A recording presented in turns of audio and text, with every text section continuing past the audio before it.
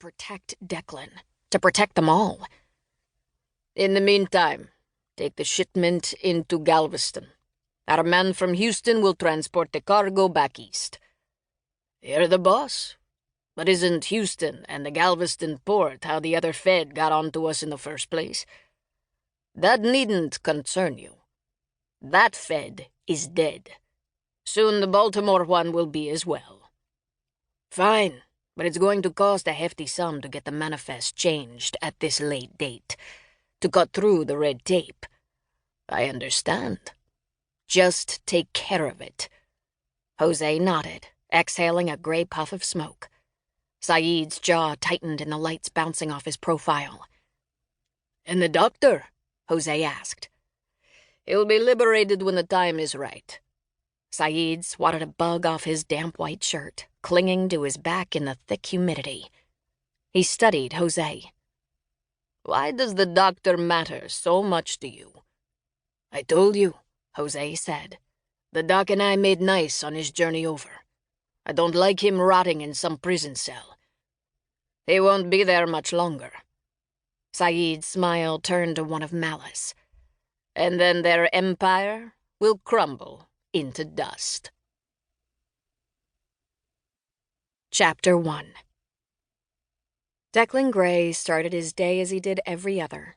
He showered, shaved, dressed, drank a strong cup of black coffee, ate 2 slices of cinnamon and sugar toast, and then headed out the door to work, calling his friend Griffin for a quick chat as he drove. The office was humming when he arrived, and he was pleased he'd made it nearly half an hour early, despite 695's horrific morning commute. Today was the meeting he'd been pushing for with his boss for nigh on a month. An attack was headed for U.S. soil, and no one was doing a thing to acknowledge it, let alone stop it. He entered the meeting room, planning to have time to run back through his argument before Alan King showed. But his boss was already there, deep in conversation with a woman. Both had their backs to him. The woman was 5'7", athletically lean and toned, her brown hair almost identical in shade to Tanner's. His gut sunk. Tanner.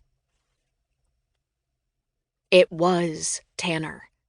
He knew her. Knew the way she angled her head so her hair fell slightly over her right shoulder when she was deep in thought. Knew the graceful curve of her neck. Knew too much. He cleared his throat, and they both turned. The black dress she wore fit well, falling mid-knee, a few inches of fabric caressing the subtle line across her shoulders, leaving him wanting to... He shook off the thought, frustrated. Something captivatingly drew him to her, and yet strangled him at the same time, as if he were underwater in her presence. All sound evaporated. He couldn't breathe. His vision grew limited until all he saw was her. It was surprisingly peaceful, albeit alarmingly disorienting. It had begun the day she'd entered his life nearly a year earlier, showing up in his hospital room, dressed like a nurse, bent on obtaining answers about her friend's murder. The surprising sensation he experienced in her presence had steadily grown in intensity until it now engulfed all else. He wasn't sure if he liked the effect or if he was drowning in it. His heart said the first, his head the latter. One plus was his certainty that he no longer felt anything but friendship for Kate Maxwell. Hadn't for months now, and considering how deeply in love she was with Luke Gallagher, the man who'd been his best friend for years, before his disappearance over 7 years ago, it was a very good change.